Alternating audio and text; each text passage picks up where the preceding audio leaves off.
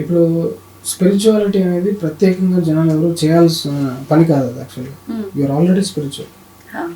స్పిరిచువాలిటీలోనే పుట్టావు. ఆస్తికుడు నాస్తికుడు నా గర్భం నుంచే వచ్చాడని విష్ణుమూర్తి ఎలా చెప్పాడు. సో ఆట జరుగుతుంది అనమాట. అంటే పంచభూతాల యొక్క మిస్చిఫ్ చూడండి. మిమ్మల్ని తయారు చేసిన పంచభూతాలే ఉన్నాయా అని క్వశ్చన్ చేసేలాగా తయారు చేసిందంటే you understand the mischief of the design. అంత దారుణంగా ఉంటది కాబట్టి దాని నుంచి ఎస్కేప్ అవ్వాలంటారు యోగులు. దాన్ని ముక్తి అంటారు అనమాట. ఎద్దరై నాన్సెన్స్. ఒకసారి వస్తే ఇంత మోసమా, ఇంత మోసాన్ని త్యజించిన అంటే మన వాళ్ళ బ్రిలియన్స్ చూడండి. అక్కడ ఒక దారి కనుక్కున్నారు, దాన్ని కూడా దాటి మళ్ళీ దీంట్లో ఇరుక్కోపోకుండా చూస్తున్నారంట. సో ఇక్కడ ఏం జరుగుతుంది భూమి మీద మీరు గమనిస్తే, ప్రతి ఒక్కడు దేవుడు అవ్వాలని ప్రయత్నంలో ఉన్నాడు. ఆస్తికుడు నాస్తికుడు కూడా, సైంటిస్టులు కూడా. ఎందుకు? మైక్ దీని లోపల నుంచి వచ్చింది, ఇది లాజిక్ తెలుసు కదా. కళ్ళు కెమెరా డిజైన్ చేసాయి, ఆ బ్రెయిన్ కంప్యూటర్ డిజైన్ చేసింది. సో వాడు ఏం చేస్తున్నాడు, హ్యూమన్ బీయింగ్నే ఎక్స్ప్రెస్ చేసుకుంటున్నాడు డిఫరెంట్ యంత్రాల రూపంలో. అండ్ ఇది తప్ప మరి ఏది చేయలేడు. మీరు ఇప్పుడు కార్ వచ్చింది అనుకోండి, దాంట్లో ఉన్న గేర్ సిస్టమ్ అది న్యూట్రల్లోకి వెళ్ళి ఇంకో దాంట్లోకి ఇంటికి వెళ్తుంది. అది బ్రేక్ మెకానిజం. కోర్మ నాడి ఒక న్యూట్రల్ స్టేట్లోకి వెళ్ళి ఇంకో నాడి 72,000 గేర్స్ ఉంటాయి మనకి. ఒక్కొక్క గేర్ లో ఒక్కొక్క ఫీలింగ్ ఎక్స్ప్రెస్ అవుతూ ఉంటుంది. దాన్ని స్టడీ చేశారంటే మీరు ఇంకా చాలా చూడాలి. అంటే అప్పుడు హిప్నాటిజం నేర్చుకోవాలంటే యాక్చువల్గా మర్మకళలో ఇదే ఉంటుంది. యాక్చువల్ మీరు నాడీ కంట్రోల్ని నేర్చుకుంటేనే మీకు అర్థమవుతుంది. అంటే పక్కనోడి శ్వాస మీద నీకు పట్టు, నీ శ్వాస మీద నీకు పట్టుంటే మిగిలినవన్నీ నీకు అంటే అర్థమవుతాయి. సో డిఫైన్ చేద్దాం. స్పిరిచువాలిటీ అంటే ఏంటి, మెటీరియలిస్టిక్ అంటే ఏంటి. స్పిరిచువాలిటీ అంటే సటిల్ ఆస్పెక్ట్స్ ఆఫ్ సేమ్ లైఫ్ని నువ్వు అనుభవించడం. మెటీరియలిస్టిక్ అంటే గ్రాస్ లైఫ్ని అనుభవించడం. ఈ రెండు సెపరేట్, డిఫరెంట్ కాదు. There is gross and there is subtle aspects. గ్రాస్లోనే బతికి పందుల్లాగా వెళ్ళిపోయాడు మెటీరియల్ ఉంటాడు. కొంచెం సటిల్ ఆస్పెక్ట్స్ కూడా ఉన్నాయి. కంటికి కనబడని కూడా నాడులు వీటన్నిటిని ఉన్నాయి. వాటిని స్టడీ చేసి ఎక్స్పీరియన్స్ చేసుకుంటే యూఆర్ స్పిరిచువల్. రెండు బ్యాలెన్స్ చేయడం కష్టమా? ఒకరు బ్యాలెన్స్ కదా. స్పిరిచువాలిటీ చేయకపోతే ఎదవల్లాగా బతుకుతాం అంతే. కానీ మీరు అన్నట్టు ఇప్పుడు ఇలా ఒక యంత్రంలాగా పనిచేసే మైండ్ సెట్ ఉన్న వాళ్ళు ఎవరైతే ఉన్నారో, స్పిరిచువాలిటీ దగ్గరగా ఉన్న వాళ్ళని ఒక రకమైన చాదస్తం మనుషులు, మూర్ఖత్వం, ఈ మూఢనమ్మకాల్లో పడి కొట్టుమిట్టాడుతున్నారు, ఈ రకంగా మాట్లాడుతుంటారు కదా. ఏమంటారు దాని గురించి? మూఢనమ్మకాలకి చాలా ఎక్కువ స్కోప్ ఉంది. స్పిరిచువల్ గా అయ్యోళ్ళకి మాకు విజన్స్ కనిపిస్తున్నాయి, మేము అది చూడగలుగుతున్నాం, ఇది చూడగలుగుతున్నాం, ఫ్యాషనబుల్ గా చెప్పుకుంటాం. అసలు మాట్లాడాడంటే ఇంకా మొత్తం అబద్ధం అనే అర్థం. బికాస్ సద్గురు చెప్పినట్టు ప్రపంచంలో ఎప్పుడు ఆకాశం నుంచి ఒక చెయ్యి ఇలా వచ్చి నిన్ను యాక్సిడెంట్ నుంచి తప్పించేలా దేవా అని ఇట్లా ఉంటాయి. అంటే డిజైన్ శివుడు ఎలా చేశాడంటే, మీరు మీ పేరెంట్స్ నుంచి కంప్లీట్గా ఇండిపెండెంట్గా మీరు బతకగలరా? కంప్లీట్ బతకచ్చు. అంటే కొన్ని సర్టెన్ ఏజ్ ఉంటుంది కదా. పిల్లడు పుట్టాడు, పేరెంట్స్ ఇద్దరు చచ్చిపోయారు, వాడు బతుకుతాడు. చాలా మంది బిజినెస్ మైండెడ్ లైన్ కూడా ఉన్నారు అలా. సో ఈ డిజైన్ ఏంటంటే, సృష్టికర్త నిన్ను ఎలా పుట్టించాడంటే you can completely function independently. అది డిజైన్. అది ఒక్కటి గమనించాలి జనాలు. ఎంత ఇండిపెండెంట్గా నువ్వు బతకచ్చు అంటే, ఇక్కడ నువ్వు క్రియేటర్ లాగే బతకచ్చు. అసలు యాక్చువల్లీ రెండు దారులు ఉంటాయి. Either you can live here as a creator himself, లేకపోతే you can be crushed by the creation అంటాడు అనమాట. అంటే నువ్వు క్రియేటర్ లాగా బతకలేదంటే ఆబ్వియస్లీ క్రియేషన్ నిన్ను తొక్కేస్తుంది. అలా కష్టపడుతూ కంఫర్టబుల్గా కష్టాల్లో బతుకుతూ ఉంటారు అనమాట జనాలు. ఎక్స్ప్లోర్ చేస్తే ఇది చాలా ఇంట్రెస్టింగ్ ఉంటుంది. జనాలకి ఏదైనా ఉపయోగపడేవి మాత్రమే చెప్దామని చెప్తున్నాను. అయితే ఇప్పుడు మనం ధర్మం అని చెప్పి మాట్లాడుకుంటున్నాము, మనమే కాదు ప్రతి ఒక్కరు మాట్లాడుతున్నారు. ఈ మధ్య కాలంలో జరిగే కొన్ని అంటే దేవాలయాల పైన దాడులు చూస్తూ ఉన్నాము. అయితే మన ధర్మం గురించి మనం ఇంత చెప్తున్నా కూడా ఇలాంటివి జరుగుతున్నాయి అని అంటే మన ధర్మాన్ని మనం కాపాడుకోలేకపోతున్నామంటారా? ఏం చెయ్యాలి మరి? నిద్రపోతున్న హిందువులు మెలుకోవాలి.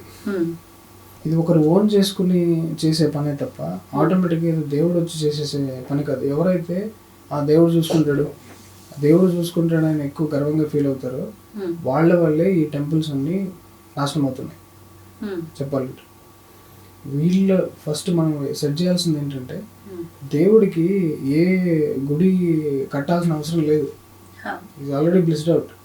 నీకు అవసరం అది, నీ పాత నీ దాన్ని సెట్ చేసుకోవడానికి అవసరం. నీకేదో దేవుడు మంచి గుడి కట్టించేస్తే అప్రిసియేషన్ అవార్డులను ఇచ్చేడు. నువ్వు వెళ్ళి మొత్తం రాగిన్లన్నీ తెల్లగా కడిగేసిన వాటిలో చెప్పి నీకు ముక్తి ఇచ్చాడు. సీరియస్లీ అట్లాంటి రిలీజియస్ టార్చర్లో ఉన్న వాళ్ళు చాలా మంది ఉన్నారు. రిలీజియస్ భక్తి అంటే నేను ఇంత చేయాలి అంత చేసి అమ్మ ఇంత పని చేసినా దేవుడు నాకు ముక్తి రాలేదు అట్లా చెప్పి గుండె చించుకుంటాడు కదా రామదాసు. చించుకున్నా కూడా రాడే, బికాస్ నీ కర్మలు క్లీన్ అవ్వాలి. లెట్స్ అడ్రస్ దట్ డైరెక్ట్లీ కదా, కర్మలు క్లీన్. అందుకే నేను సద్గురు గారికి అంత దండం పెడతాను. ఈ రిలీజన్లో ఉన్న బుల్షిట్ అంతా చేయట్లేదు ఆయన, డైరెక్ట్ పాయింట్ని అడ్రస్ చేస్తున్నాడు. అక్కడ ఆ సన్యాసంలో ఉన్న బ్యూటీ, సన్యాసికి ఇవేం అవసరం లేదు, ఇవేం అవసరం లేదు అని అనగానే మళ్ళీ కాల్ చేస్తారు, అమ్మ మన ధర్మానికి దీపం కూడా పెట్టరు. జ్ఞాన జ్యోతి అనేది లోపల ఉంటుంది, దాన్ని వెలిగించి నువ్వు ఏమైనా సెలబ్రేట్ చేసుకో, ఎవరిని ఏది కించపరచట్లేదు. అన్ని పద్ధతుల్ని రెస్పెక్ట్ ఇస్తూ నాన్ సెన్స్ చేయకుండా చెప్తున్నారు అంతే. అయితే ఇప్పుడు ఇందాక మీరు కూడా అన్నారు భగవంతుడే చూసుకుంటాడు మాకెందుకు అనేటట్టుగా ఉంటున్నామని. నిజంగా మనందరం కూడా సరే కామ్యంతో భగవంతుణ్ణి ఆరాధించొద్దు, అది వాస్తవమైనా కూడా ఏదో ఒక కోరికతోటే భగవంతుని అయితే మనం చాలా వరకు ఆరాధిస్తూ ఉంటాము. అయితే మనని ఇబ్బందుల నుంచి ఇంత వేడుకున్న రక్షించని భగవంతుడు కనీసం ఆయన దేవాలయాల పైన దాడులు జరిగినప్పుడైనా ఆయన పాటికి ఆయన ఏదో ప్రత్యక్షమైపోయి చేయకపోయినా ఎవరో ఒకరి ద్వారా కారణ జన్ములు అంటుంటారు కదా, వాళ్ళు భగవంతుడి కార్యాల కోసమే పుడుతూ ఉంటారని కూడా అంటుంటారు. మరి అటువంటి వారి ద్వారా ఆయన ఇలాంటివి అంటే ఆపు చేసే ప్రయత్నం ఎందుకు చేయలేడంటారు? కరెక్ట్ గా చెప్పాలంటే నేనే దేవుడు, దేర్ ఎండ్స్ ది మ్యాటర్. నేనే దేవుడు. మీరు కానీ కరెక్ట్గా యాక్షన్ ఇప్పుడు నువ్వు చూసావా, నువ్వు ఎక్స్పీరియన్స్ అయినా చేసావా నీ దేవుణ్ణి అంటే పలానా సందర్భంలో నీ అతీత పవర్స్ ఎగ్జిస్టెన్స్లో ఉన్న ఎనర్జీ మొత్తాన్ని డౌన్లోడ్ చేసుకునే ఛానల్స్ మనకు ఉన్నాయి. అంత పవర్ జనరేట్ చేసి అంత జనాల్ని నువ్వు పోగు చేసి యాక్షన్ క్రియేట్ చేయొచ్చు. నీకు ఫాస్ట్ ఫార్వర్డ్లో అది కనబడకపోవచ్చు, కానీ ఆ ప్రయత్నం కూడా చేయకుండా దేవుడి మీద వేసేయడం తప్పు. అలా వేసిన లేజియెస్ట్ పీపులే ఇప్పుడు మనకి రిలీజన్లో చాలా ఎక్కువ కనబడుతున్నారు.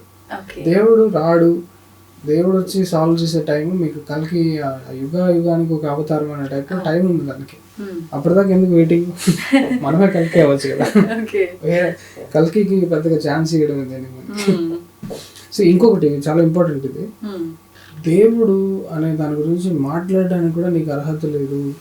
నువ్వు ఆ దేవుడు అంత అట్లా చూసారా, వీళ్ళు యాక్చువల్గా రిలీజన్కి చాలా నష్టం క్రియేట్ చేస్తారు. Spirituality is a bloody easiest path. అది ముక్తి అనేది most easiest thing on planet. అది మోస్ట్ ఈజియెస్ట్ కాబట్టి అందరూ మిస్ అవుతున్నారు. అసలు గుర్తించడం కూడా గుర్తించట్లేదు. దాన్ని తీసుకొచ్చి నీకు ఇన్ని జన్మలు పడుతుంది ఇట్లాంటివి చేయాలంటే, ఒక దేవుణ్ణి ప్రసన్నం చేసుకోవాలంటే ఇన్ని అంటారు చూసారా, వాళ్ళ వల్లే నష్టం జరుగుతుంది. యాక్చువల్లీ ఆ భయం క్రియేట్ చేయకండి అసలు జనాలు, ఇట్స్ ఈజీ అని చెప్పండి. నిజంగా ఇలాంటివి మాట్లాడేవారే ఎక్కువైపోయారు. ఒక ఇద్దరు ఏదైనా మాట్లాడుతున్నారు స్పిరిచువల్ గా అంటే దాంట్లో తప్పులు వెతికే వాళ్ళే ఎక్కువగా ఉంటారు తప్ప, అరే వాళ్ళు మాట్లాడడానికి ప్రయత్నం చేస్తున్నారు, కొంత మార్పు మొదలవుతుందేమో ఈ విధంగా ఇలా ఆలోచించే వాళ్ళు చాలా తక్కువగా ఉన్నారు. ఎగ్జాక్ట్లీ. అండ్ ఆల్సో ఈజీ అని అన్నాం కదా, at the same time it is scary, కొంచెం భయంకరంగా ఉంటుంది ఆ పాత్. ఎందుకంటే నువ్వు డార్క్నెస్ని ఎక్స్ప్లోర్ చేసినప్పుడు ఫస్ట్ నీకు కొన్ని షాకులు ఎదురవుతాయి. నేను అదే కొన్ని చోట్ల దేవుడు నీకు ప్రత్యక్షమైనప్పుడు నీకు చాలా భయంకరంగా ఉంటుంది అని చెప్పాను. బికాస్ అదేంటంటే మనం ఉంటున్న ఫ్రీక్వెన్సీలోనే ఉండదు అది, ఆ ప్రజెన్స్. ఈ ఫ్రీక్వెన్సీలో లేని ప్రజెన్స్ని నువ్వు మనసుతో ఎలా అర్థం చేసుకోగలవు? మైండ్కి ఒక ఫ్రీక్వెన్సీ ఉంటుంది, మీకు ఆ 93.5 FM వినపడుతుంది. మీకు పక్కన కొంతమంది తిరుగుతూ ఉంటారు, మనకు తెలియదు, వాళ్ళు మాట్లాడే మాటలు నీకు వినపడవు, కానీ నువ్వు వాళ్ళు ట్యూన్ చేసుకున్నావు అనుకో అవి వినిపిస్తాయి, నిజంగానే వినిపిస్తాయి. కొన్ని ఎల్లమ్మ మల్లమ్మ వీళ్ళు ఉంటారు చూడు, ఆమె వచ్చి నాకు ఇది చెప్పింది నేను చేయాలి, వెరీ ట్రూ, వాళ్ళకి జరిగిన ట్రూ ఎక్స్పీరియన్స్ అది. దాంట్లో మళ్ళీ కొంచెం బుల్షిట్ ఉంటుంది అనుకోండి. చాలా మంది నిజంగానే ఇంకా నాటకాలు వేస్తారు కదా, నాకు ఇది కనబడ్డాడు, నువ్వు నాకు 40,000 రూపాయలు అప్పు, నువ్వు నాకు అది తీర్చకపోతే నీకు కళ్ళు పోతాయంట. ఈ నాన్సెన్స్ అంతా తయారవుతుంది. But otherwise audio visual operators మనకు ఉన్నప్పుడు 93.5 FM ట్యూనింగ్ అనేది మనమే కనుక్కున్నాం కదా. సో దీంట్లో ఆ ట్యూనింగ్ అనేది ఎందుకు ఉండకపోవచ్చు, మనం ఎక్స్ట్రా టెరిస్ట్రియల్ కమ్యూనికేషన్స్ వేరే వాటితో ఎందుకు కమ్యూనికేట్ చేయలేక ఈజీగా దెర్ ఇస్ అ వే. అది mentally not possible, spiritually possible. దాన్ని ఎక్స్ప్లోర్ చేయడానికి ఏ సొసైటీలో ఒప్పుకోవు. నేను కూడా దాని మీద స్ట్రిక్ట్ మెజర్స్ ఉండాలని రికమెండ్ చేస్తాను. బికాస్ దాంట్లో స్కోప్ ఆఫ్ నాన్సెన్స్ చాలా ఎక్కువ. మీరు ఆ మిస్టిసిజంకి ఓకే ఇవన్నీ మాట్లాడుతున్న వదిలేశారు అనుకోండి, దేశం మొత్తం సర్వనాశనం. It will become spiritual prostitution. అది కూడా జరుగుతున్నాయి, చాలా మంది సెక్స్ గురువులు వస్తున్నారు కదా. సో జాగ్రత్తగా ఉండాలి. మంచి గురువు అనేది ఇక్కడ చాలా ఇంపార్టెంట్. ఐ రికమెండ్ సద్గురు కూడా. ఐ రికమెండ్ శ్రీ శ్రీ రవిశంకర్ గారు కానీ, మన బాబా రామదేవ్ కానీ, ఇప్పుడున్న రమణాశ్రమాలు, మన రామకృష్ణ పరమహంస, వీళ్ళందరికీ పరమ భక్తులు ఉన్నారు వీళ్ళకి. That is the right path. Shri Shri Ravishankar garu. ఇప్పుడు మనం ఇందాక ఆలయాల టాపిక్ తీసుకున్నాం కదా, ఇలా ఆలయాల విషయానికి వస్తే అంటే ఒక ధర్మాన్ని మనం కాపాడుకునే బాధ్యత మనందరి చేతిలో ఉంది. ఉన్నప్పుడు ఎవరికి వాళ్ళు అంటే ఏదైనా జరగగానే ఆలయాల విషయమే అవ్వచ్చు, ఇప్పుడు రకరకాల ఇబ్బందులు ఆడవాళ్ళ పైన జరిగేవి కూడా ఉంటున్నాయి. ఇలాంటివి జరిగినప్పుడు ప్రతి ఒక్కరు కూడా అరే అనుకుంటాము, బాధపడతాము, వెళ్ళి అక్కడ వరకు వెళ్ళి మాట్లాడాలి అనేసరికి సైలెంట్ అయిపోతారు. అంటే మా ఇంటి వరకు రాలేదు ఒక ఆలోచనలో ఉంటారు. అయితే మన హిందూ ధర్మం విషయానికి వస్తే కూడా హిందువులం అందరము ఒక త్రాటి పైన నిలబడాలి అంటే ఖచ్చితంగా కులాలు ఇలాంటివి అవొకటి మైండ్ లో పెట్టుకొని ఎవరు ముందడుగు వెయ్యరు. నిజంగా ఈ కుల గొడవలు, ఇలాంటి గొడవలు ఇవన్నీ పక్కన పెట్టి ఒక అందరము ఒకటే అనే సమానత్వంతో ముందుకు వెళ్ళాలి అంటే ఏం చెయ్యాలి అసలు? మీరు మీడియా ఆడవాళ్ళ మీద ఇది మన అఘోరి ఒక ఆమె వస్తే మొత్తం ఆమెతో బిజినెస్ చేసుకున్నారు. Correct. Do you call that media? అట్లాంటి వాటిని ఎందుకు ఆదరిస్తున్నారు, ఎందుకు ఫాలో అవుతున్నారు జనాలు? ఏదో ఒక మెటీరియల్ మనం రికార్డ్ చేసి దాన్ని వైరల్ చేయాలనే ఫార్ములాతో ఎందుకు వస్తున్నారు? ఆమె భక్తితో మా గుడిని చేద్దామని వచ్చింది, మీరు రాలా, వీళ్ళు ఓన్లీ షూట్ చేయడానికి వచ్చారు. ఇట్లాంటి వాటి మీద చాలా స్ట్రిక్ట్ మెజర్స్ ఉండాలంటారు నేను. డిపార్ట్మెంట్స్ లేకపోతే మన హిందుత్వ ఆర్గనైజేషన్స్ ఇట్లాంటివన్నీ టేకప్ చేసి మరి ఆ కట్టడి చేసి. ఇప్పుడు చూడండి చాలా డైల్యూట్ అయిపోయిన ప్రాసెస్. ఎవడు పడితే వాడు 2 పేజీలు భగవద్గీత చదివేసి గురువు అయిపోతున్నాడు. వాడికి జనాలు ఈ లుకప్ టు పీపుల్ ఉంటారు చూడు, వాళ్ళు మాకేదో ఒక పాయింట్ చెప్పాడని చెప్పి వచ్చేస్తూ ఉంటాడు జనాలు. వీటన్నిటిని కంట్రోల్లో పెట్టాలి. We need discipline system. Maybe మన పవన్ కళ్యాణ్ గారు సనాతన బోర్డు అయితే తొందరగా పెడితే బాగుంటుంది. దీన్ని మళ్ళీ అదర్ రిలీజియన్స్ ఎన్కాష్ చేసుకుంటే చాలా కంప అవుతుంది. అంటే మనలో మనమే ఒక హిందూ ధర్మంలో ఉండి కులాల గురించి ప్రస్తావించుకున్నప్పుడు పక్క మతం వాళ్ళు ఖచ్చితంగా ఛాన్స్ ఇచ్చినట్టు అవుతుంది కదా వాళ్ళకి. దాంట్లో కూడా డివిజన్స్ ఉన్నాయి. క్రిస్టియానిటీలో మోర్ డివిజన్స్ ఉన్నాయి, కానీ హిందుత్వలో ఉన్న డివిజన్స్ ని ఎందుకు హైలైట్ చేస్తున్నారు? కాస్ట్ సిస్టమ్ దీంట్లోనే ఉందని ఎందుకు అంటున్నారు? ముస్లిం అండ్ క్రిస్టియానిటీలో కూడా ఎక్కువ కాస్ట్లు ఉన్నాయి. దాంట్లో అసలు 200-300 డివిజన్స్ ఉంటాయి. వాళ్ళు ఒకరినొకరు కొట్టుకుంటా ఉంటారు ఇప్పుడు. ఒక దాంట్లో ఇంకా షరియా చట్టాలు, సున్నీ చట్టాలు, ఇంకా దాంట్లో రిలీజియన్ ఒకదాన్ని తీసుకుని మనం డివిజన్స్ అనకుండా human being it self is divided అనడం కరెక్ట్. ప్రపంచంలో ఉన్న మొత్తం హ్యుమానిటీలో కూడా మీరు ఎందుకుంటున్నాయంటే వేరే వాడిని ఇట్లా ఎక్స్క్లూజన్గా చూడడం స్టార్ట్ చేసినప్పుడు, నీ బ్రెయిన్లో ఎక్కువ నమ్మకాలతో పేరుకుపోయినప్పుడు, అల్లాని నమ్మేవాడప్పుడు, రాముని నమ్మేవాడప్పుడు కొట్టుకుంటారు. ఇక ఎక్కడ యూనిటీ అనే లైన్ ఎక్కడ ఉంది? ఓన్లీ సద్గురువుకి ఇవన్నీ చూసి గాడ్ అనే వర్డే చాలా కరెక్ట్ అయిపోయింది, నేను అది వాడను. అందుకని స్పిరిచువాలిటీ, ఆ లైఫ్ ఎనర్జీస్, ప్యూర్ సైన్స్ చెప్పడం స్టార్ట్ చేశాడు. ఆయన ఒక వీడియోలో ఎంత గర్వంగా ఎంత బాగా చెప్పాడంటే, సాంస్క్రిట్ అంటే నాకు చాలా ఇష్టము, నాకు చదివే టైము అవకాశము చాలా ఉండింది, ఆయన కూడా నేను చదవలేదు, కావాలని చదవలేదు అన్నాడు ఆయన. Yogi who wants to play role. నేను అందుకే సద్గురువుని ఈ కాలం ఆదిశంకరాచార్యుడిగా చూస్తాను. నేను వచ్చి ఈ కాలానికి ఏం చేయాలో అది చేస్తున్నాడు ప్రజలకి. బికాస్ అదే కదా ఇంపార్టెంట్. ఇప్పుడు మనకి అవి మాట్లాడితే అర్థం కాని బ్రెయిన్స్లో ఉన్నాం మనం, పాస్ట్ బ్రెయిన్స్లో ఉన్నాం. ఇప్పుడు అంత రిజల్ట్స్ కూడా చూడొచ్చు. అంతమంది ఈయనకి అట్రాక్ట్ అయ్యారు కానీ మిగతా వాళ్ళని ఎవరికి అట్రాక్ట్ అవ్వలేదు. ఆయన దగ్గరికి వచ్చిన తర్వాత మళ్ళీ వేరే సరైన ధర్మంలోకి వస్తున్నారు, అందరు ధర్మాన్ని ఇంబైబ్ చేసుకుంటున్నారు. Isha volunteers and devotees very sensible. మిగతా వాళ్ళని నేను ఇది కించపర్సన్ చెప్పాడు, చాలా గొప్ప వాళ్ళని నేను కలిశాను. సంతోష్ ఘనాపాటి గారు ఉన్నారు. నేను అక్కడ కూడా ఈవెంట్లకి వెళ్ళినప్పుడు మన శృంగేరి ఉంది, చాలా మంది గొప్ప వాళ్ళని కలుస్తూ ఉంటాను, చాలా బాగా చేస్తున్నారు. బట్ నేను మనస్పూర్వకంగా చెప్పాలనుకున్నది ఏంటంటే సద్గురు వర్క్ ని ఎవరు మ్యాచ్ చేయట్లేదు. This is incredible amount of work. ఏం చేయాలో అది ఎగ్జాక్ట్ గా ఆయన ఎంత ప్రణాళిక వేసుకుంటే ఒక 7-day ప్రోగ్రామ్ డిజైన్ చేసి ఆ యూత్ కి ఎంత డెప్త్ లోకి తీసుకెళ్తున్నాడంటే స్పిరిచువాలిటీని ఎంత ఇంట్రెస్టింగ్ చేశాడంటే పేరెంట్స్ ని, పిల్లల్ని, అందరినీ, ఫ్యామిలీని పక్కన పెట్టి ఆశ్రమాలకు వచ్చేస్తున్నారు. Exploring this inner dimensions, inner sciences అంత ఇంట్రెస్టింగ్ చేశారు Sadhguru. Compare to other ashrams the rate of nonsense is very lit. అసలు ఏం జరగట్లేదు అక్కడ ఆశ్రమం. దాన్ని జరుగుతున్న ఒక 2-3 ఇన్సిడెంట్స్ తీసుకుని గవర్నమెంట్ అటాక్ చేసి చాలా టార్చర్ పెడతారు. బయట అనుకుంటున్నట్టుగా ఎటువంటి విధానాలు తప్పుడుగా ఏమీ లేవంటారు. ఏమీ లేవు. ఇట్స్ హెవెన్ ఫర్ సాధకర్స్. లగ్జూరియస్ గా మీరు బ్రహ్మచర్యం తీసుకోవాలి, సన్యాసం తీసుకోవాలి, స్పిరిచువాలిటీ నేను ఎక్స్ప్లోర్ చేయాలి, సృష్టి రహస్యాలు నేను తెలుసుకోవాలి అనుకుంటే Isha is the best place. Isha స్వర్గం దానికి. అంటే స్పిరిచువల్ గా దగ్గర ఉండాలి అంటే ఖచ్చితంగా ఈ సన్యాసం, బ్రహ్మచర్యం ఇవన్నీ పాటించాల్సిందే అంటారా? కుటుంబ జీవనంలో ఉంటే ఇవన్నీ సాధ్యపడమంటారా? దాన్ని కరెక్ట్ గా అర్థం చేసుకోవాలి. ఐన్స్టీన్ ఉన్నాడు, అదేదో ఎక్స్పెరిమెంట్ చేసి సోపు బుడగల మీద ఎక్స్పెరిమెంట్ చేసేటప్పుడు 1 రోజులు బయటకు రాలేదంట. వాళ్ళ ఆవిడకి చిరాకు వచ్చి విడాకులు వెళ్ళిపోతానంటే ఆశ. అంటే ఈజ్ బ్రహ్మచరి, పెళ్లి చేసుకున్నాడు, పిల్లలు ఉన్నారు, బట్ స్టిల్ ఆ ఒక మూమెంట్ అది చేసేటప్పుడు అన్ని పక్కన పెట్టాడు. చూసారా, అది యాక్చువల్ బ్రహ్మచర్యం అంటే. అది కూడా ఎక్స్ప్లోర్ చేస్తుంది, ఎగ్జిస్టెన్స్ లో ఉన్న మెటీరియల్స్ లో ఇది ఎక్స్ప్లోర్ చేస్తున్నాడు. నీ ఇన్నర్ డైమెన్షన్స్ నువ్వు ఎక్స్ప్లోర్ చేసినప్పుడు నీకు ఎంత టైం పడుతుందో తెలియదు. అండ్ అగైన్ స్పిరిచువాలిటీ అనేది ఒక పాత్ కాదు అసలు. ఫస్ట్ ఆఫ్ ఆల్ స్పిరిచువాలిటీ అది ఎంత కష్టము అంటారు చూసారా. నిన్ను నువ్వు చేరుకోవడానికి ఎంత దూరం వెళ్ళాలి? దెర్ ఇస్ నో డిస్టెన్స్ కదా. డిస్టెన్స్ లేనప్పుడు జర్నీ ఎట్లా అవుతుంది? ఇట్ ఈస్ టర్నింగ్ ఇన్వర్డ్ అంతే. నీ లోపల అంటే బయట ఇప్పటిదాకా బయట చూసావు, అన్ని బయట కనబడ్డాయి.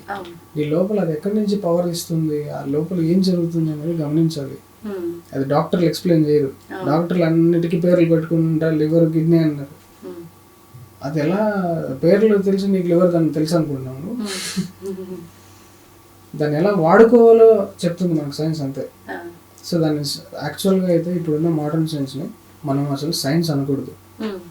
It's white fantasy, white minds fantasy. Actual science అంటే వేదం. తెలుసుకోవాలనుకునే వాళ్ళకి సామవేదం షణ్ముఖ శర్మ గారు ఇచ్చిన ఫుల్ మెటీరియల్, త్రిపుర రహస్యం, శివగీత, ఇవి వినండి. డీప్ సీక్రెట్స్ ఆఫ్ ఎగ్జిస్టెన్స్ తెలుస్తుంది. గర్భంలో జరిగే ప్రతి రోజుని ఎక్స్ప్లెయిన్ చేశాడు శివుడు అప్పట్లో. మన వాళ్ళని పాములు పట్టేవాళ్ళు అంటారు, మనకేం తెలియదు. ఒకప్పుడు మన ఋషులు ఇంటెలిజెన్స్. ఇప్పుడు కూడా గర్భంలో శిశువులోకి ప్రాణం ఎలా ఎంటర్ అవుతుందో ఏ డాక్టర్కి తెలియదు, ప్రాణం ఎలా ఎగ్జిట్ అవుతుందో ఏ డాక్టర్కి తెలియదు. దేవుడి మీద భారం వేసి అంతే అంటున్నాడంటే. సో ఈ సైన్స్ని ఫ్యాషనబుల్గా ఫీల్ అయ్యే వాళ్ళకి టైట్ స్లాప్ లాగా ఉండాలి. యాక్చువల్లీ రెండింటినీ బ్యాలెన్స్, మీరు చెప్పినట్టు బ్యాలెన్స్ ఎట్లంటే నాన్ సెన్స్ లేకుండా కరెక్ట్ గురువు అన్నిట్లోనూ ఫ్రాడ్స్ ఉంటారు, ఇంక్లూడింగ్ మీడియా, డాక్టర్స్, ఏ డిపార్ట్మెంట్, పోలీస్, ఏదైనా తీసుకోండి, ఫ్రాడ్స్ ఉంటారు, మంచి వాళ్ళు ఉంటారు. Identify the right people. ఇప్పుడు మంచి వాళ్ళు ఉంటారు, చెడ్డ వాళ్ళు ఉంటారు అన్నారు కదా.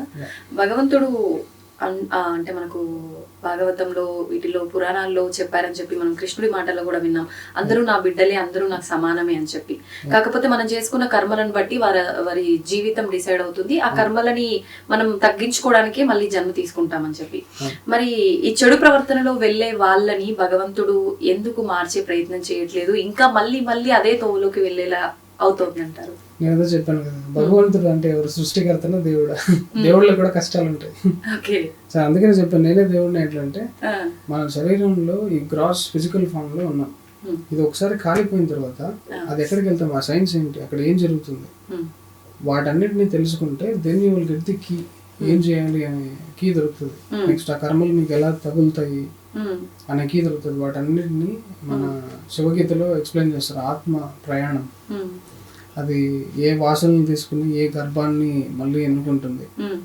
ఇది బయట చిత్రగుప్తులు వీళ్ళందరూ లెక్కలు వేసుకుంటూ ఉంటారు చూసారు, ఇలా పితృదేవతల నుంచి మనకు వచ్చే ఫలితాలు మొత్తం అదొక పెద్ద సైన్స్ డిస్క్రైబ్ చేసినారు అనమాట.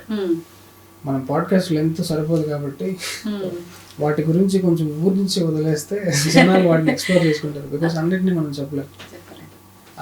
కరెక్ట్గా చెప్పాలంటే నాకే సగం తెలుసు. I'm not an enlightened being, I'm just celebrating the spiritual ethos of this country. నేను తెలుసుకున్న దాన్ని మీకు నిజంగా ఎగ్జిస్టెన్స్లో ఒక్క పేజ్ తెలిస్తే కూడా మీ జీవితాంతం అదే చెప్తారు మీరు ఎక్కడికి పోయినా. అంత ఇంట్రెస్టింగ్గా ఉంటుంది. మొత్తం 100 పేజీలు చదివారు అనుకోండి, మీరు గురువు అయిపోతారు, ఇంకా అదే చేస్తారు. I'm still a disciple, still learning. అసలు మీకెందుకు అనిపించింది ఇలా స్పిరిచువల్ గా ఉండాలని చెప్పి, తెలుసుకోవాలని చెప్పి, తెలిసింది మా నలుగురితో మాట్లాడాలని, తప్పు అన్నది ఖండించాలని? యాక్చువల్గా నా టైం అయిపోయింది, నేను దీంట్లో పడ్డా చెప్పాలంటే. Really that's what it is. ఇంకా టైం అయిపోయాడు. కుక్క బ్రీతింగ్ చూడండి, అది ఎంత ఫాస్ట్ గా డెస్పరేట్ గా ఉంటుంది. తాబేలు బ్రీతింగ్ చూడండి, దానికి ఇంకా మెల్లగా నాకు ఇంకా టైం ఉంది 500 సంవత్సరాలు. ఇదే మీరు మనిషికి అప్లై చేయండి.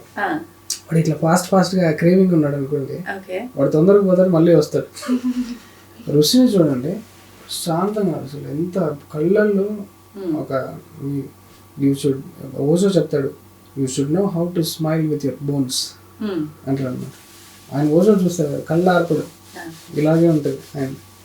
సో మీ బ్రీతింగ్ స్పీడు, మీ మొత్తం ఇవన్నీ కామ్ డౌన్ చేసుకున్నారు అనుకోండి, అప్పుడు మీరు ఎక్కువ రోజులు బతకడం, మనిషి అవుతారు. యాక్చువల్గా మనిషి మళ్ళీ దైవం, అది తెలుసుకోవాలి. That is very interesting. భూమి మీద పుట్టిన తర్వాత జంతువులకు బతికేసి వెళ్ళిపోతాయి. ఆ కంపారిజన్ మనకు తెలిసిన తర్వాత ఓకే ఇలా బతుకుతున్నాం మనము, no this is not me. అయితే ఇప్పుడు భగవంతుడి గురించి తెలుసుకోవాలి, భగవంతుడిని చేరుకోవడానికి ఆ మార్గంలో మనం వెళ్ళాలి, ధర్మంగానే ఉండాలి అని అంటే పూజలు, ఇప్పుడు ఏదైతే హంగులు, ఆర్భాటాలు, హడావిళ్ళు చేస్తున్నారో ఆధ్యాత్మిక పరంగా, ఇవన్నీ చేస్తేనే అవన్నీ సాధ్యపడతాయా, లేదంటే సాధన రూపంలో కూడా భగవంతుని చేరుకోవచ్చు అంటారా? ఎగ్జాక్ట్లీ, సాధనలు కూడా చేసుకోవచ్చు. ఇక్కడ నేను ఏది మాట్లాడినా కూడా ఒక బ్యాచ్ అనేది రివోల్ట్ స్టార్ట్ అయిపోతుంది. ఓ వీడి వల్లే మా పూజలన్నీ నాశనం అవుతాయని వచ్చేస్తారు ఒక బ్యాచ్. నువ్వు దాన్నే పట్టుకుంటే ఇవన్నీ ఎందుకు వీడు అసలు అవన్నీ చేసుకుని మళ్ళీ సాధన చేయట్లేదని వీళ్ళు కాల్ చేస్తారు.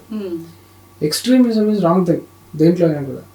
అన్నిటినీ ఇప్పుడు అల్టిమేట్ గా మీకు ఈ నట్షల్ అనేది బ్రేక్ అవ్వాలి. అంటే బటర్ఫ్లై అది వికసించి బయటికి రావాలి అల్టిమేట్లీ. దానికి ఏం చేయాలో అది చేయండి, రకరకాల పద్ధతులు. అంతేగాని దాంట్లోనే మీరు అడిక్ట్ అయిపోయి 2 ఒత్తులు పెట్టాలా 3 ఒత్తులు పెట్టాలా అని డిబేట్లు పెట్టుకుని, that is neurotic nonsense. Religion అనేది అది కాదు. క్లియర్గా చెప్పాలి అంటే ఒక సన్యాసికి ఏ బాహ్య వస్తువులు ఇవేమీ అవసరం లేదు. ఇక్కడ కూర్చొని వాడు దైవాన్ని డీప్ మెడిటేషన్లోకి వెళ్ళిపోతాడు. అలా నువ్వు వెళ్ళలేకపోతున్నావు అంటే ఒక దీపం పెట్టుకో, ఒక చాంటింగ్ పెట్టుకో, ఒక మంత్రం, ఒక మంత్రం చేయి. అది మనం ఎలా డిసైడ్ చేస్తారు అంటే అది గురువే చేయగలుగుతాడు.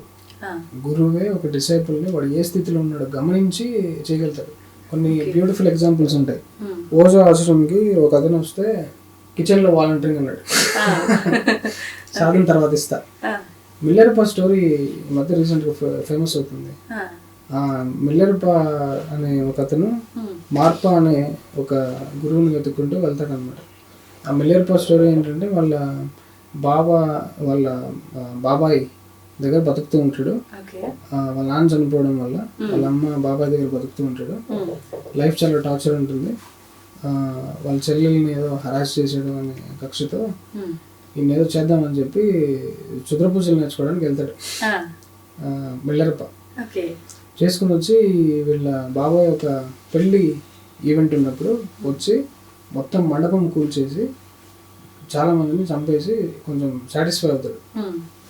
తర్వాత బ్యాక్ టు హోమ్ వెళ్ళినప్పుడు ముక్కులో బ్లీడింగ్ అవుతుంది, కొన్ని రకరకాల అనీజీ ఫీల్ అవుతూ ఉంటాడు. గురువు దగ్గరికి వెళ్తాడు, ఏం చేసినావు నువ్వు, ఇదేదో వర్కౌట్ అవుతుంది అనుకుంటే మళ్ళీ నాకే తిరిగి కొట్టింది అంటే, ఇలా కాదట్లని చెప్పి ఇంకా టిబెట్లో ఉన్న ఎన్లైటెన్ బీయింగ్స్ వెతుక్కుంటూ వెళ్తే అక్కడ మార్పా మార్పా మార్పా అనే పేరుని పెట్టి, మార్పా మీన్స్ ట్రాన్స్లేటర్, బుద్ధుడు రాసినవి ట్రాన్స్లేట్ చేస్తున్నవాడు మార్పా. జనాలందరూ వాడు ఎన్లైటెన్ బీయింగ్ అనేలాగే చెప్తూ ఉంటారు, వాడు గురువు అనుకుంటారు జనం. సో శిష్యుడు ఎవరైనా వెతుకుంటూ పోతే వీడి దగ్గరికి వెళ్ళాలి, గైడ్ చేస్తారు. మార్పా మిల్లెర్పా అని పిక్చర్ టార్చర్ పెడతారు అనమాట. సాధన ఇమ్మని చెప్తే నీకు 2 ఆప్షన్లు ఇస్తాను. నీకు సాధన ఇస్తాను, నీ లివింగ్ నువ్వు చూసుకోవాలి. ఆప్షన్ 2, నీ లివింగ్ నేను ఇస్తాను, సాధన వేరే వాడి దగ్గర చూసుకోవాలి. ఏ ఆప్షన్ తీసుకుంటారు? శిష్యుడు అనేవాడు నా లివింగ్ నేను తెచ్చుకుంటాను, నాకు దయచేసి సాధన ఇవ్వండి అన్నాడు. హీస్ క్రేవింగ్ ఫర్, దెబ్బతిని ఉన్నాడు. సరే పో, నీ సాధన సంపాదించుకురాబో అంటాడు. పోతాడు మిల్లెర్పా, వెళ్ళి ఎక్కడెక్కడో పని చేసి అదేదో కొనుక్కుంటాడు. I don't remember the exact items. దాన్ని మళ్ళీ ఇంకో చోట పెట్టి దానివల్ల డబ్బులు సంపాదించుకుని కొన్ని సాక్స్ ఆఫ్ గోధుమలు, రొట్టె ముక్కలు చేసుకోవడానికి బ్యాగ్లో వేసుకుని అమ్మ ఇంకా సాధన వచ్చేస్తుందని ఎగ్జైట్మెంట్తో వస్తాడు. వచ్చేసానని చెప్పి బ్యాగ్ దించుతాడు. అక్కడ ఆల్రెడీ ఒక సాధనలో చాలా మంది మెడిటేషన్ చేపిస్తూ ఉంటాడు, వాళ్ళు డిస్టర్బ్ అయిపోతారు. మార్ప బయటకు వచ్చి గెట్ అవుట్, ఇట్లా దించుతావు బ్యాగ్ నువ్వు, I don't like it, get out అంటాడు. మళ్ళీ హర్ట్ అవుతాడు, బయట ఉంటాడు. వాళ్ళ ఆవిడ చూసి కొంచెం జాలి చూపించి లోపలికి రప్పిస్తారు. ఇట్లా టార్చర్ పెడతారు అనమాట. చేసి మా మిల్లెర్ప వాళ్ళ కొడుక్కి ఒక లైట్ హౌస్ కావాలి, నేను రాళ్ళివ్వను ఏమి ఇవ్వను, అంతా నువ్వే తెచ్చుకుని నువ్వే లైట్ హౌస్ కట్టుకోవాలి అంటాడు అనమాట. చేస్తాడు బాబు. చేసి ఒళ్ళు అయిపోయి ఒక లైట్ హౌస్ బాగుంది, 4 లైట్ హౌస్లు కావాలంట. సాధన ఇవ్వాల, ముసలోడు అయిపోతున్నాడు. వాళ్ళ ఆవిడ ఇదంతా చూసి ఇలా కాదు అట్లా చెప్పి ఆయనకి చెప్తుంది, ఇక్కడ టిబెట్లో సౌత్లో ఇంకో గురువు ఉంటాడు, నువ్వు అక్కడికి వెళ్తే సాధన ఇస్తాడు అట్లంటే. మార్పా దగ్గరికి నేను ఇంకా సూసైడ్ చేసుకున్నాను అనుకుంటున్నాను, ఇది వర్కౌట్ అయ్యేది లేదు అంటే అప్పుడు కూర్చోబెడతారు ఒక సాధనలో. మనోడు ఎంత తోపు అంటే ఆ జీవ సమాధిలో ఉన్న కొన్ని రోజులు లోపలికి వెళ్ళిన తర్వాత కొన్ని రోజులకి షాకిని ఢాకిని దర్శనం చేసుకుంటాడు. వాళ్ళు వచ్చి చెప్తారు, మీ గురువుకి ఓన్లీ 3 చక్రాల వరకే తెలుసు, ఆ తర్వాత మీ గురువుకి తెలియదు అట్లంటే సమాధి బద్దలు కొట్టుకుని బయటకు వస్తాడు. వీడు షాక్ అవుతాడు, ఎలా వచ్చాడో బయటకి వచ్చాడు అంటే ఆబ్వియస్లీ ట్రాన్స్ఫర్ అయి ఉండాలి. వీళ్ళు మాట్లాడేది ఇంకా నువ్వు ఏముండదు, డైరెక్ట్ మార్ప వచ్చి మిల్లెర్పా కాళ్ళకి దండం పెట్టేస్తాడు. యూ హ్యావ్ ట్రాన్సెండెడ్, సరే పద నా గురువు దగ్గరికి తీసుకెళ్తా. అక్కడికి వెళ్ళంగానే ఆ గురువు ఇట్లా టిబెట్ సైడ్ తిరిగి ఒక అట్లీస్ట్ ఒక్క జ్యోతి వెలిగింది అని చెప్పి హ్యాపీగా ఫీల్ అయ్యి అప్పుడు మిగిలినవన్నీ చేసి ఆయన ఎన్లైటన్ అయ్యి ఆయన ఫోటోగ్రాఫే ఈ క్లాత్ మీద గాల్లో తిరుగుతూ ఉన్నట్టు ఉంటుంది మిల్లెర్పాది. అలా ఉంటుంది అనమాట సాధన. అంటే గురువులు ఖచ్చితంగా మనం శిక్షణ ఇవ్వాలి అంటే ఖచ్చితంగా రకరకాల ఇబ్బందులు పెట్టి, అంటే ఎందుకు ఇక్కడ చూడండి మార్పనే దొంగ సగం తెలిసినాడు ఇంకా ఇది ఉంటుంది, చాలా టార్చర్ ఉంటుంది. దీన్నే టార్చర్ చేశారు. ఇలా ఉన్న కాలంలో అసలు ఎంత అదృష్టం అంటే సద్గురు లాంటి దొరికాడు. లగ్జరియస్ పాత్, అసలు శిష్యుడిని ఎంత లగ్జరీ ఒళ్ళో పెట్టుకుని తీసుకెళ్తాడు శివుడి దగ్గరికి చెప్పాలంటే సీరియస్గా. ఆశ్రమంలో తిండికి బాధ ఉండదు. ఈశాలో అమ్మకి చేతి వంట కంటే మించిన వంట ఉండదు అంటారు చూసారా, ఐ డినై దట్. ఈశా గురువు పెట్టిన వంట కంటే మించిన వంట ఉండదు. గురువు ఈశాలో భోజనం చేసిన వాళ్ళకి నిజంగా అర్థమవుతుంది అక్కడ ఉన్న న్యూట్రిషియస్ డైట్. బ్రహ్మానంద స్వరూప చాంటింగ్ చేసుకుంటూ వండుతారు అక్కడ. అసలు ఆ క్వాలిటీయే వేరే. అసలు ఇప్పుడు చాలా మంది అక్కడికి వెళ్ళిన వాళ్ళు వీడియోస్ పెడుతున్నారు కదా, నిజంగా రకరకాల వెరైటీస్. అందులో కూడా మనిషికి అసలు ఏది అవసరం, ఏ న్యూట్రిషన్ వెళ్ళాలి దానిపైనే డిపెండ్ అయి ఉంటుంది ఆ ఫుడ్ అంతా కూడా. నేను కూడా కొన్ని వీడియోస్ లో చూసాను. అయితే ఇప్పుడు గురువుల విషయానికి వస్తే ఆయన మించిన వారు లేరు, ఎంతో జ్ఞానం పొందిన వారు. అంటే నాకు మాత్రం, ఎందుకంటే నన్ను ఎదం చేసినా పర్లేదు కానీ నేను కంపేర్ చేసి మిగిలిన వాళ్ళందరినీ తొక్కేస్తున్నాను, ఆది శంకరాచార్యని తొక్కేస్తున్నాను అని అంటారు చూసారా. I deny that. It's my personal opinion. నేను ఏమైనా చేసుకుంటాను నా సాధన. నాకు సద్గురువునే తోపు, సద్గురువునే నాకు శివుని చూపించాడు. బికాస్ నాకు కావాల్సింది నువ్వు ఇస్తావు చెప్పి నీ దగ్గర కూర్చుంటా. నాకు కావాల్సింది నువ్వు ఇవ్వలేదు అనుకో, నిన్నేదంతా నేను నిల్లేరప.